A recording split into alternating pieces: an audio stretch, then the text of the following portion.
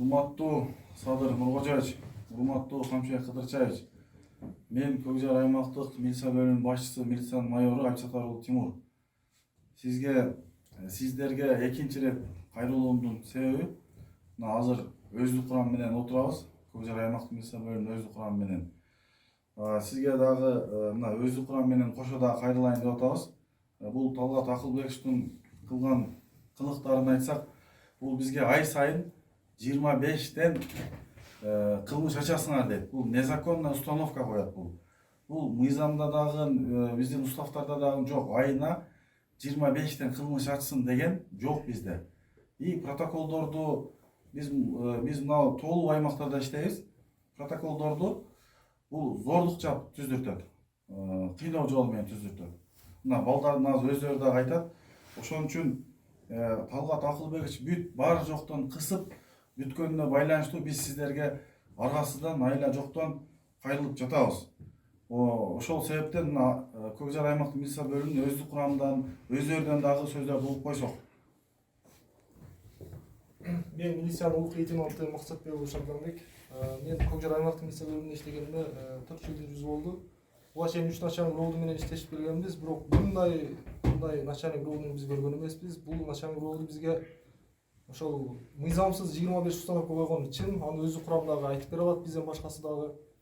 Өзү негизи мындай караганда 25 кылмыш Көкжар айыл аймагында катталбайт анча кылмышчы. Шебесеңиздер, текшерсеңиздер, ошол жуйда дагы турат ал нерсечи. Биз ал жок болсо эмне өзү жасайбызбы же каяктан таап келебиз аны? Будан бул отчетту ким сурайт? Мен ошого таң калам негизичи. Бул 25 кылмыш бул мыйзамсыз. Протоколдор да мыйзамсыз, бүт бардыгычы. Установка деген ал биздин 2 мыйзамда дагы, конституциябызда дагы бүт немеде жок андай нерсе. Ошо бул нерсечи. Мен милициянын лейтенанты Жумазар уулу Биалы. Бул жакта туура айтып атат. Биз Талгат Акылбекович менен иштеше албайбыз. Мен милициянын лейтенанты Мурзаев Арзыбек. Ошол алыркы роудун жетекчиси Талгат Акылбекович менен иштешибиз кыйын болуп калды. Ошону кара берсеңиздер. Мен милициянын капитаны Жанышбек Тутан. Талгат Акылбекович менен Тимур Абдисазаровичтен маселесин чечип бериштерди суранабыз. Улук лейтенант Нурибай Загырбек. Ушул маселе боюнча кайрылуу жасадык. Ушул маселени жакшы бир чечип карап берсеңиздер суранабыз. Талгат Акылбекович менен иштеше албайбыз. Ушул маселени чечип бериңиздер суранабыз. Биз жетекчилик менен Талгат Акылбекович менен иштеше албайбыз азыр. Ушул мыйзамсыз талаптарына каршыбыз биз. Жогоруда айтылган маселени чечип бериңиздер суранабыз. Мен милициянын прапорщиги Нөмөт бөлүмүнүн жардамчысы Маматаев Нурлан. Ушул Талгат Акылбекович менен Тимур Абдисазаровичтин маселесини чечип бериңиздерди суранабыз. Мен милициянын лейтенанты Сагынов Азамат. Талгат Акылбекович менен иштеше албайбыз. Мен милициянын улук лейтенанты Айдаров Шамсидин. Мыйзамсыз талаптарына биз иштеше албайбыз. Мен милициянын улук лейтенанты Мурзаев Мамазайыр. Талгат Акылбековичтин мыйзамсыз коюлган талаптарыны, ушуларды мыйзамдуу жагын текшерип бериңиздер суранабыз. Капитан Закиров, биздин катнашчы бөлүм жетекчиси милиция полковниги Талгат Акылбековичтин күнгө коюп жаткан мыйзамсыз талаптарга жакшынакай чечим чыгарып, бизге адилеттүү чечим чыгарып берсеңиздер деп ойлойбуз. Мен милициянын подполковниги Мурзаматов Руслан Мегометалиевич. Бул биздин начальник роду Талгат Акылбекович менен Тимур Абдисазаровичтин экөөнүн ортосунда келишпестик болуп жатат деп мен келгенде укканмын. Бул келишпестикке 1 жылдын жүзү болот экен. Ушуну буга чейин чечип койгондо ушул нерселерге барып отурбайт элек да. Ырбап кетпейт эле. Урматтуу Садыр Нуркожаевич, урматтуу Камшай Кыдырчаевич, азыр мына өздүк курамды уктуңуздар. Талгат Акылбекович деген бул жаран өздүк курамды көрдүңүздөр, мына кулдай кылып коркутуп алган. Кулдай кылып коркутуп алган. Азыр көрдүңүздөр кимдер кандай сүйлөп атат. Башка аймактык милиция бөлүмчөсүлөр тараптан да кудду ушундай. Бул бардыгына мыйзамсыз талаптарды коет. Айына 25 кылмыш ач дейт. Биз кылмыш ачкандан качпайбыз. Мен өзүм милицияда 20 жыл иштеген кызматкер сыяктуу катары айтайын, биз кылмыш ачып келгенбиз, мындан дагы качабыз. Биз андан качпайбыз. бирок айына 25тен установка деген бул мыйзамда дагы, уставда дагы эч жерде жок. Бул Талгат Акылбековичтин установкасынан чыга албай калсаң, бүт бардыгына наказание и кызмат кылдырат. Ошол себептен Талгат Акылбековичти иштен алып, буга чара көрүп бериңиздерди суранам. Урматтуу Садыр Нуркожоевич, урматтуу Камчыбек Кыдыршаевич, мен Оокат ички иштер бөлүмүнүн уруксат берүү тутумунун инспектору, милициянын кенже лейтенант Аскар уулу. Менин сиздерге аргасыздан кайрылып атканымдын себеби Оокат ички иштер бөлүмүнүн башчысы, милиция полковниги Өскөналиев Талгат Акылбековичтин түзгөн туура эмес, мыйзамсыз жүргүзгөн иш аракеттери боюнча мажбур кайрылышка туура келип атат.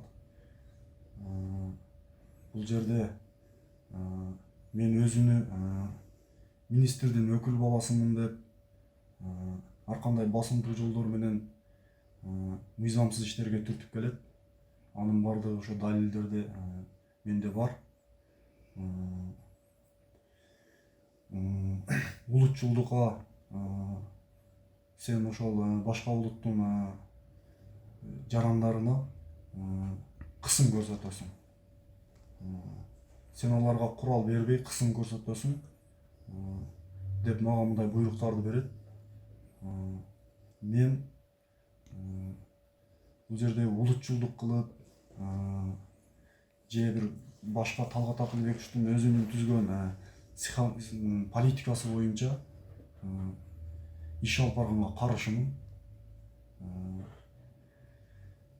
Менде бардык тийиштүү далилдер бар. Мен анын бардыгын ошол кагаз жүзүндө обосновать этип бердим. Жана ушул Талгат Акылбекович менен мен иштеше албайбыз.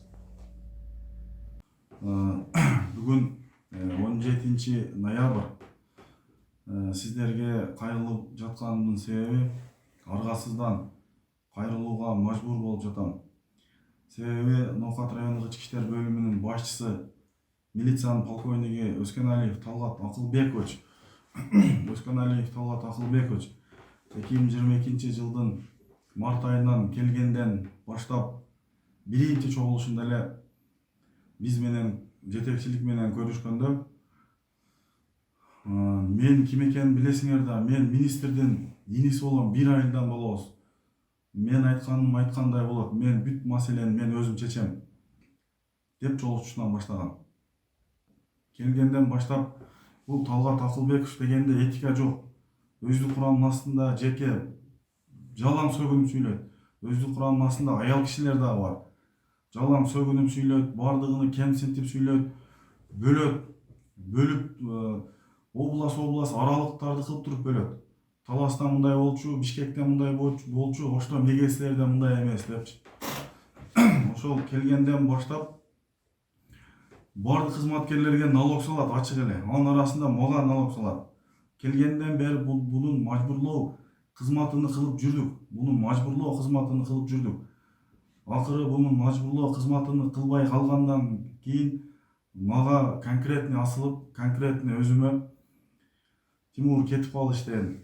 Кетпесең, мен сенин үстүңөн кылмыш ишин козготконго чейин барамын деп өзүмө ачык айтып коркутуп баштады.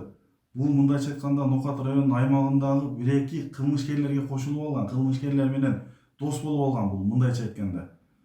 Ошол кылмышкерлер аркылуу мен үстүмөн ар кандай арыздарды жаздырып, ар кандай жалгандарды жаап, Оокат районунун прокурору Муратбеков,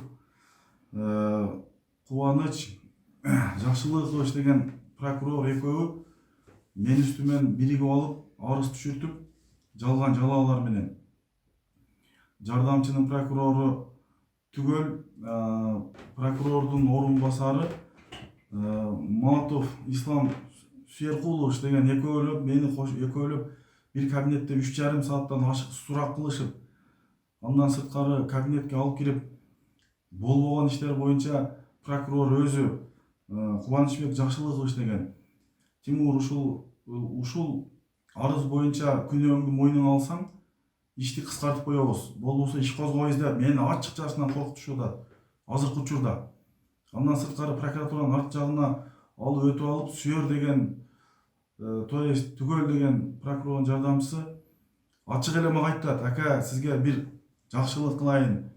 Биздин шеф менен силердин начальник милиционер тил бириктирип, ишти атайын кылдыртып атат окшойт. Себеби мага айтты, ушул Тимурдун делосы боюнча аягына чейин чыгар деп айтты" дейт. Эгер мен айттым дейт, прокурорго айтып, бул иш боюнча далилдер жетишсиз жок, иш козгосом эртең менин үстүмөн башыма тийип калышы мүмкүн десем, ал жагына өзүм жооп берем, ал менин ишим деп ачык эле мага прокуратуранын аркасында айтты. Кечеге күнү айтты, кечеге күнү 16 ноябрь күнү, то есть бул айткан сөздөрү биз баскан боюнча прокуратуранын өзүндө камералары бар, ошо дайыл болуп бере алат. Андан сырткары Талгат Акылбекович мына милицияда дагы аймактык тескөөчүлөрдү, участкойлорду мыйзамсыз 45 күн өзүнүн айтымында жеке буйрук чыгарып, роодунун стройка иштерин иштетти. Ал иштеген участкойлордун аймактары 45 күн ачык калды. Мындайча айтканда бош калды, эч ким карабай. Анан ушинтип участкойлор аймагында жок болсо, аймагында кылмыштар катталып атса, анан кийин кантип элдин ишенимин актайбыз анан. Ошентип Талгат Акылбекович только өзүнүн кызыкчылыктары үчүн өздүк курамды башка эле нукка буруп бүттү. Бүт жетекчилерди бүт өзүнүн адамдары кылып алган, бардыгыны. Талгаттын айткандарын, кылгандарыны өзүнүн адамдары. Талгат мыйзамсыз буйрук берсе аткарбай койсоң, ал башка чужой адам сыяктуу кылып, Талгат роодун экиге бөлүп алды, свой чужой кылып. Буга чейин дагы Талгаттын үстүнөн бир канча иштер болду. Эч бир Талгат ордунан кыймылдап койгон жок. Ар бир Талгаттын үстүнөн болгон иш боюнча Талгат ишин бүтүрүп аткан өздүк курамы мактанат. Мына мен Кыршан министр экени далил болду, эч ким эчтеке кыла албай койду деп. Ушул Талгат Акылбековичке, урматтуу Камчыбек Кыдыршаевич, урматтуу Садыр Нурбажаевич суранам, ушул акыйкатсыздык менен иш алып барып аткан Талгат Өскеналиевди кызматынан алып, буга чара көрүп берүүсүн суранам. Бул маселе боюнча Ички иштер министрлигинин маалымат кызматына кайрылганыбызда Тимур Абдисатар уулунун куугунтуктоо жөнүндө айткан кайрылуусу ИИМдин жетекчилигинин көзөмөлүнө алынганын билдирди. Ошондой эле министрликтин кызматкерлеринен турган комиссия түзүлүп, кайрылууда айтылган жүйөлөрдү жеринде текшерүү үчүн Ноокат районуна чыгып кетишкен. Текшерүүнүн жыйынтыгы боюнча кошумча маалымат берүүнү убадалашты.